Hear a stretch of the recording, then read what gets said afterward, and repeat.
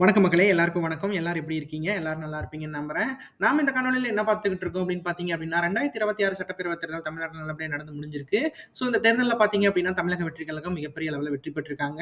ஒரு சில தொகுதிகள் வந்து அவங்க வெற்றி பெறாத காரணத்தினால, பெரும்பான்மை நிரூபிக்க முடியாத காரணத்தினால, கூட்டணி கட்சிகளோட உதவியால வந்து இப்போ ஆட்சி அமைச்சுட்டு நல்லபடியா நடந்துகிட்டு இருக்கு. ஸோ வாங்க டிவிகே எந்த மாரி இடத்துல வந்து பெரும்பான்மை தவறியிருக்காங்க?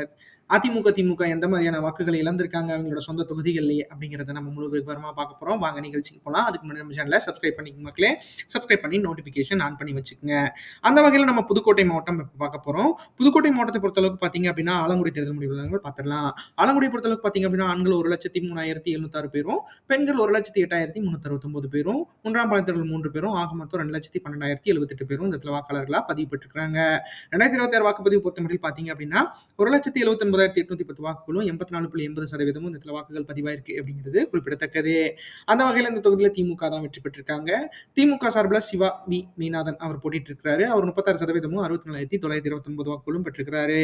அடுத்து தமிழக வெற்றி கழகம் சார்பில் துரை கந்தசாமி அவர் போட்டிட்டு இருக்காரு. அவர் 28.80%, 51,952 வாக்குகளும் பெற்றிருக்கிறாரு. அடுத்து அதிமுக சார்பில் டி விமல் அவர் போட்டிட்டு இருக்காரு. அவர் 27.70%, 50,063 வாக்குகளும் பெற்றிருக்கிறாரு. அடுத்து நாம் தமிழர் கட்சி சார்பில் ராஜாராமன் அவர் போட்டிட்டு இருக்காரு. அவர் 5.90%, 10,652 வாக்குகளும் பெற்றிருக்கிறாரு.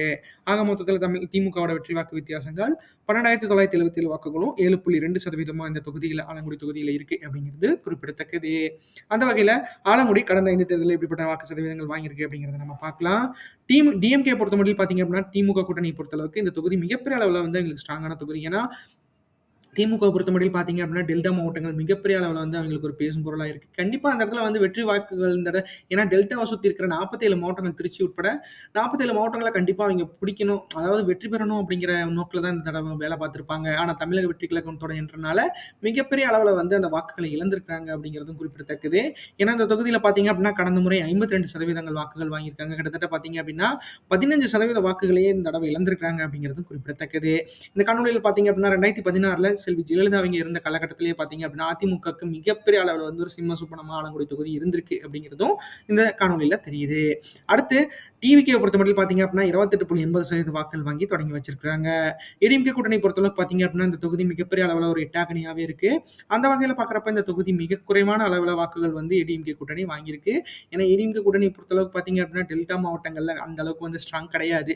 ஏன்னா அ டெல்டா விவசாயிகளுக்கு மிகப்பெரிய அளவுல வந்து ஒரு நல்லது செஞ்சது அப்படிங்கிறத இந்த கவர்மெண்ட் திமுக அப்படிங்கிற வந்து அந்த ஒரு லேபிள் வச்சு மிகப்பெரிய அளவுல வந்து அவங்க அந்த இடத்துல வாக்குகள் வாங்கிட்டு இருந்தாங்க அப்படிங்கிறது நம்மளுக்கு தெரிஞ்ச விஷயம் தான்.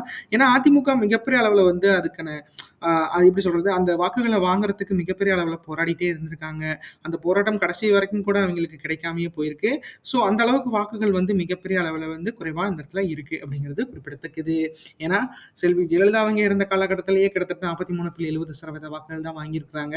ஸோ அது அப்படியே தொடர்ந்திருக்குன்னு வைங்களேன். அந்த வாக்குகள் அப்படியே வந்து போன 38 போன தடவ 38 இப்ப தமிழக வெற்றி கழகம் வந்தங்காட்டி 27.70 அப்படிங்கிற மாரி குறைஞ்சிருக்கு. அடுத்து நாம் தமிழர் கட்சி பொறுத்தளவுக்கு பார்த்தீங்க அப்படின்னா, 1%லிருந்து 5.80% வந்திருக்காங்க.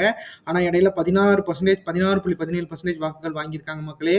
ஸோ இந்த இடத்துல வந்து மிகப்பெரிய ஸ்ட்ராங்கான ஒரு 2024ல வந்து இந்த தொகுதியில வந்து சீமான் அவர்களின் தலைமையிலான நாம் தமிழர் கட்சி இருந்திருக்கு அப்படிங்கிறதுலயும் எந்த ஒரு ஐயமும் இல்ல. அது அப்படியே வந்து குறைஞ்சிருக்கு. அதையும் பார்க்கணும். ஸோ மிகப்பெரிய அளவுல வந்து வாக்கு இழப்பும் ஏற்பட்டிருக்கு.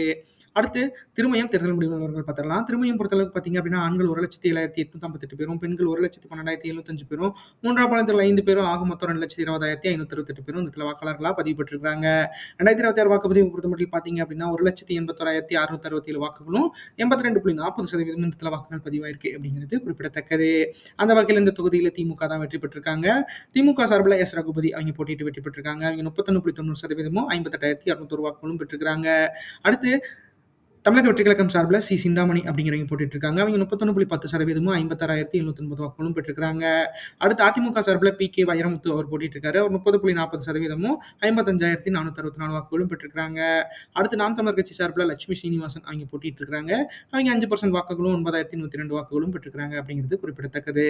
ஆக மொத்தத்தில் திமுக வெற்றி வாக்கு வித்தியாசங்கள் 1,492 வாக்குகளும் 0.80% கிட்டத்தட்ட பார்த்தீங்க அப்படின்னா தோல்வி ஒரு தோல்வி தான் இந்த இடத்துல அப்படிங்கிற மாதிரி. ஏன்னா நான் இந்த எலெக்ஷன் இது பார்க்குறப்ப பார்த்தீங்க அப்படின்னா, அமைச்சர் தொகுதிகள் லிஸ்ட்ல வந்து திருமயம் இருக்கு. ஸோ திருமயம் வந்து சட்டத்துறை அமைச்சரா இருந்த ரகுபதி அவர்களோட கையில இருந்துச்சு. அவர் கனிம வளத்துறை அமைச்சராவும் இருந்தார். முன்னாட்களில் கனிம வளத்துறை அமைச்சரா இருந்தாரு. ஸோ மிகப்பெரிய அளவுல வந்து திருமயம் பேசப்பட்ட தொகுதியா இருந்துச்சு.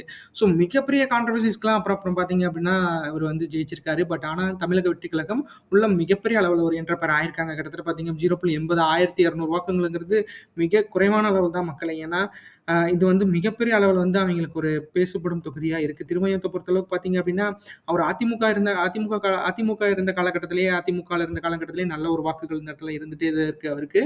ஸோ திருமயம் பொறுத்தளவுக்கு அவருக்கு வெற்றி பெறும் அளவிற்கு வந்து ஒரு மச்சம் இருக்கு அப்படிங்கிறத நம்மளால பார்க்க முடியுது. அடுத்து பார்த்தீங்க அப்படின்னா, திருமயம் கடந்த 5 தேர்தலில் எப்படிப்பட்ட வாக்கு சதவீதங்கள் வாங்கிட்டு வந்திருக்காங்கன்னு பார்க்கலாம். அந்த வகையில பார்க்குறப்ப திருமயம் பொறுத்தளவுக்கு டிஎம்கே தான் மிகப்பெரிய அளவுல ஒரு ஸ்ட்ராங்கான கேண்டிடேட்ஸா இருக்காங்க. ஸோ ரகுபதி அவர்கள் மிகப்பெரிய அளவுல வந்து ஏன்னா 2016ல தோல்வி அடைஞ்சிருந்தாலும் 2021ல அது மறுபடியும் ரெக்கவர் பண்ணியிருக்காரு. பட் அந்த தேர்தலையும் கிட்டத்தட்ட 0.70% வாக்குகள் தான். ஸோ இவங்களோட டேட்டாஸ்லாம் பார்க்குறப்ப பார்த்தீங்க அப்படின்னா, அந்த அந்த இடத்துல வந்து திருமயம் பொறுத்தளவுக்கு ரகுபதி அவர்களுக்கு மிகப்பெரிய அளவுல செல்வாக்கு பாதி பலம் தான் இருக்கு. ஸோ எந்த இது வந்தாலும் வெற்றி பெறும் அளவிற்கு தான் இருந்திருக்கு. அதனால தான் டிவிக்கு மிகப்பெரிய அளவுல துரத்திட்டு வந்திருக்காங்க. போன தடவை விட இந்த தடவை வந்து ஒரு மக்கள் வந்து ஒரு 170 பேர் எச்சா வாக்குகள் செலுத்திட்டாங்க போல இருக்கு. ஸோ அதனால வந்து 0.80% வாக்கு வித்தியாசத்துல வெற்றி பெற்றிருக்காரு. இருந்தாலும் அவர் வெற்றி தான். ஏன்னா வெற்றிக்கு வந்து மிகப்பெரிய அளவுல வந்து போராடணும். அது வெற்றி பெற்றவர்களுக்கு தான் தெரியும். ஸோ அதனால பார்த்தீங்க அப்படின்னா, நம்ம அத வந்து கிரிட்டிசைஸ் பண்ணக்கூடாது. பட் ஆனா அது வெற்றி பெற்றிருக்காரு. அடுத்து தமிழக வெற்றி கழகத்த பொறுத்தளவுக்கு மிகப்பெரிய அளவுல நெருங்கி வந்திருக்காங்க மக்களே. 31.10% வாக்குகள் வாங்கி தொடங்கி வச்சிருக்காங்க. அடுத்து ஏடிஎம்கே கூட்டணி பொறுத்தளவுக்கு பார்த்தீங்க அப்படின்னா, 2016ல இருந்த எழுச்சி அப்படியே குறைஞ்சிட்டு வந்திருக்கு. ஸோ கிட்டத்தட்ட பார்த்தீங்க அப்படின்னா, அவங்களுக்கு கிட்டத்தட்ட 2016ல இருந்து இந்த 10 வருட காலங்கள்ல 21% வாக்குகளை இழந்திருக்காங்க. ஸோ அந்த அளவுக்கு வந்து இந்த இடத்துல ஏடிஎம்கேக்கு மிகப்பெரிய அளவுல வாக்கு வங்கி குறைஞ்சிருக்கு அப்படிங்கிறத நம்மளால பார்க்க முடியுது. ஸோ அந்த அளவுக்கு ஏன்னா, அ ஏடிஎம்கே பொறுத்தமட்டில் பார்த்தீங்க அப்படின்னா, அது ஒரு தொண்டர்கள் கட்சி அப்படின்னு நம்ம சொல்றது உண்மையான ஒரு ரீசன் தாங்க. ஏன்னா, தொண்டர்களால எப்படி ஒரு ஒரு ஒரு ஆளுமைய வந்து நிரூபிக்க முடியாது அப்படிங்கிறதுக்கு இது ஒரு உதாரணம். ஸோ, அ எப்படி சொல்றதுன்னா, தோல்விக்காக நான் சொல்லல. ஆனா எடப்பாடி அவர்கள் வந்து மிகப்பெரிய அளவுல வந்து ஒரு தொண்டர்கள் கட்சி தொண்டர்கள் கையில தான் இருக்கு அப்படின்னு அவர் மிகப்பெரிய அளவுல வந்து கொஞ்சம் கொஞ்சம் இதா இருந்துட்டாரு. பட் ஆனா அவரோட விவேகத்துக்கு கண்டிப்பா இந்த இந்த இந்த நிலைக்கு இருக்கு. பட் ஆனா இது பத்தாது. ஸோ தமிழக வெற்றி கழகங்கிற மிகப்பெரிய ஜெயிண்ட் வந்திருக்கு. ஸோ அதெல்லாம் வந்து அதிமுகலாம் கிட்டத்தட்ட பார்த்தீங்க அப்படின்னா, அவைங்க விஜய் அவர்கள விமர்சிக்கிறது மாரி தீர்ந்து போன கட்சி அப்படின்னு சொல்லி விஜய் அவர்கள் விமர்சிக்கிறாரு. ஸோ அத மீண்டும் வந்து எப்படி ரெக்கவர் பண்ண போறாங்க, என்ன பண்ண போறாங்க அப்படிங்கிறத நம்ம பொறுத்திருந்து பார்க்கலாம். அடுத்து நாம் தமிழர் கட்சிய பொறுத்தளவுக்கு பார்த்தீங்க அப்படின்னா 1.5% 5% வந்திருக்காங்க. கிட்டத்தட்ட பார்த்தீங்கன்னா, இடையில 15% கூட வாங்கியிருக்காங்க. நல்ல ஒரு வாக்குகள வந்து மிகப்பெரிய அளவுல வந்து இந்த இடத்துல பெற்றிருக்காங்க அப்படிங்கிறது குறிப்பிடத்தக்கது. அத மீண்டும் இழந்திருக்காங்க அப்படிங்கிறதையும் அது வந்து நம்மளுக்கு பார்த்தோனயே தெரியுது. அடுத்து அறந்தாங்கி தேர்தல் முடிவுகள் பார்த்துடலாம். அறந்தாங்கி பொறுத்தளவுக்கு பார்த்தீங்க அப்படின்னா, ஆண்கள் 1,12,368 பேரும், பெண்கள் 1,17,422 பேரும், மூன்றாம் பாலினத்தர்கள் 2 பேரும், ஆக மொத்தம் 2,29,792 பேரும் இந்த இடத்துல வாக்காளர்களா பதிவு பெற்றிருக்காங்க. 2026 வாக்குப்பதிவு பொறுத்தமட்டில் பார்த்தீங்க அப்படின்னா, 1,82,150 வாக்குகளும் 79.30% இந்த இடத்துல வாக்குகள் பதிவாயிருக்கு அப்படிங்கிறது குறிப்பிடத்தக்கது. அந்த வகையில இந்த இடத்துல தமிழக வெற்றி கழகம் சார்பில முகமது பர்வேஷ் அவர் தான் போட்டிட்டு இருக்காரு. அவர் வந்து இப்ப அமைச்சரா இருக்கிறாரு. அவர் 40.10% 73,244 வாக்குகளும் பெற்றிருக்கிறாங்க. அடுத்து இந்திய நேஷனல் காங்கிரஸ் சார்பில் ராமச்சந்திரன் அவர் போட்டிட்டு இருக்காரு. அவர் 34.60% 63,182 வாக்குகளும் பெற்றிருக்கிறாங்க. அடுத்து பாஜக சார்பில் கவிதா ஸ்ரீகாந்த் அவர் போட்டிட்டு இருக்காங்க. அவங்க 17.20% 31,456 வாக்குகளும் பெற்றிருக்கிறாங்க. எனக்கு தெரிஞ்சு பாஜக போட்டியிட்ட அந்த ஊட்டிய தவிர மித்த எல்லா ஊட்டி, இந்த தளி தவிர ஒரு 2, 3 தொகுதிகள தவிர மித்த எல்லா தொகுதிகள்லயும் அவங்க மிகப்பெரிய அளவுல வாஷ் அவுட் ஆயிருக்காங்க மக்களே. அவங்க இந்த கட்சியோட சின்னத்துல நின்ன அந்த தமிழ் மாநில காங்கிரஸ் கூட மிகப்பெரிய அளவுல தோல்வி அடைஞ்சிருக்காங்கன்னு நினைக்கிறேன். ஸோ இந்த இடத்துல மிக குறைவான வாக்குகள் தான் வாங்கியிருக்காங்க. 17.20% 31,156 வாக்குகளும் பெற்றிருக்கிறாங்க. அடுத்து நாம் தமிழர் கட்சி சார்பில் முத்துலட்சுமி அவங்க போட்டிட்டு இருக்காங்க. அவங்க 5.5% 9,995 வாக்குகளும் பெற்றிருக்கிறாங்க. ஆக மொத்தம் தமிழக வெற்றி கழகத்தோட வெற்றி வாக்கு வித்தியாசங்கள் 10,062 வாக்குகளும் 5.5% இருக்கு அப்படிங்கிறது குறிப்பிடத்தக்கது. ஒரு மிகப்பெரிய வெற்றியை வந்து தமிழக வெற்றி கழகம் பதிவு செஞ்சிருக்கிறது அப்படிங்கிறது வந்து இந்த மிகையாகாதுங்க. ஸோ அந்த அளவுக்கு வந்து வாக்குகள் வந்து தமிழக வெற்றி கழகத்துக்கு மாறி இருக்கு. அந்த வகையில் அறந்தாங்கி கடந்த 5 தேர்தலில் எப்படிப்பட்ட வாக்கு சதவீதங்கள் வாங்கியிருக்குன்னு பார்க்கலாம். தமிழக வெற்றி கழகத்தை பொறுத்தளவுக்கு 40.10% வாக்குகள் வாங்கி தொடங்கி வச்சிருக்காங்க. அடுத்து டிஎம்கே கூட்டணி பொறுத்தளவுக்கு பார்த்தீங்க அப்படின்னா 48%, 49% மிகப்பெரிய அளவில் ஒரு மாசான வெற்றியை பெற்றுட்டு இருந்த அறந்தாங்கி பொறுத்தளவுக்கு திமுக தான் அப்படிங்கிற மாதிரி திமுக இருந்திருக்கு. ஸோ அந்த அளவுக்கு வந்து திமுகவோட வாக்குகள் இந்த இடத்துல அதிகமாக இருந்திருக்கு. கடந்த தேர்தல் ஒப்பிடுறப்ப இந்த தேர்தலில் கிட்டத்தட்ட 20%, 18.50% வாக்குகள் இழந்திருந்தாலும் இந்த இடத்துல வந்து ஒரு வாக்கு இழப்பை வந்து அவங்க மிகப்பெரிய அளவில் சந்திச்சிருக்காங்க. அடுத்து ஏடிஎம்கே கூட்டணிக்கு சொல்லவே தேவையில்லை. அவங்க இந்த இடத்துல தோல்வி மட்டும்தான் வந்து கண்டு கொண்டிருக்கிறாங்க. ஸோ அதனால அறந்தாங்கி பொறுத்தளவுக்கு அதிமுகவுக்கு தெரிஞ்ச ஒரு விஷயம் தான். எனக்கு தெரிஞ்சு அதிமுக கூட்டணியை பொறுத்த அளவுக்கு வந்து கூட்டணி கட்சிகளுக்கு தோல்வியான இடத்துல கொடுத்துருக்காங்கன்னு நினைக்கிறேன். எனக்கு தெரிஞ்சு பாமகவுக்கு மட்டும் அவங்க ஸ்ட்ரிக்டா பேசி வாங்கியிருக்காங்க. எங்க தொகுதியில் எங்களுக்கு வேணும். ஏன்னா மேட்டூரே விட்டுருக்காங்கல்ல. அவங்கள்ட்டையும் கொஞ்சம் ஸ்ட்ரிக்டாவே பேசி வாங்கியிருக்காங்க போல இருக்கு. அடுத்து நாம் தமிழர் கட்சி பொறுத்த அளவுக்கு பார்த்தீங்க அப்படின்னா 0.50% 5.50% உயர்ந்திருக்காங்க. பட் ஆனா பார்த்தீங்கன்னா இடையில 10.31% வாக்குகள் வாங்கி மிகப்பெரிய அளவில் ஒரு வாக்கு வங்கி இருந்திருக்கு. பட் ஆனா அதெல்லாம் வந்து இப்போ இல்லை அப்படிங்கிற மாதிரி இருக்கு. ஏன்னா எனக்கு தெரிஞ்சு நாம் தமிழர் கட்சியை பொறுத்த அளவுக்கு இனிமேல் கொஞ்சம் அவங்க மிகப்பெரிய அளவுல வந்து அவங்க ஒரு வாக்குகள வந்து இலக்கை நேரிடும் அப்படிங்கிறது மாரி தெரியுது. ஏன்னா, எனக்கு தெரிஞ்சு இது தமிழக வெற்றிக் கழகத்தின் வருகை வந்து நாம் தமிழர 50% பாதிச்சிருக்கு. கிட்டத்தட்ட பாதிக்கு வந்து நாம் தமிழருக்கு நாம் தமிழரோட வாக்குகள இழந்திருக்காங்க அப்படிங்கிறதும் நம்மளுக்கு தெரிஞ்ச விஷயம் தான். ஸோ பார்க்கலாம் அது எந்த மாரி எப்படி இனிமேல் வரும் காலங்கள் எப்படி இருக்க போகுது அப்படிங்கிறத பொறுத்திருந்து பார்க்கலாம். இந்த காணொளி உங்களுக்கு ரொம்ப பிடிச்சிருக்கும்னு நினைக்கிறேன் மக்களே. இது பார்ட் 1 தான். பார்ட் 2 போடலாம். ஏன்னா இந்த இடத்துல 6 தொகுதிகள் இருக்கு. ஸோ 6 தொகுதிகளும் என்னால போட முடியல. ஸோ கண்டிப்பா எங்களோட இணைந்திருங்க. பார்ட் 2 வீடியோ உங்களுக்கு பின்னாடி கண்டிப்பா வந்திருக்கும்.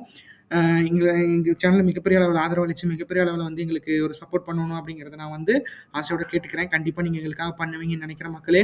நம்மளுக்கு இன்னும் நெறைய வீடியோஸ் இருக்கு. நம்மளுக்கு இன்னும் ஹெல்த் பத்தி இருக்கு, ஸ்டாக் மார்க்கெட் பத்தி அந்த டேட்டாஸ்ன்னு எல்லாமே உங்களுக்கு குடுக்கணும். அரசியல பத்தியும் இன்னும் இருக்கு. ஏன்னா இன்னும் உள்ளாட்சி தேர்தல்லாம் இருக்கு. நெறைய இருக்கு. நீங்க ஸ்டே டியூன்ட் எங்களோட இணைந்திருங்க. நன்றி, வணக்கம்.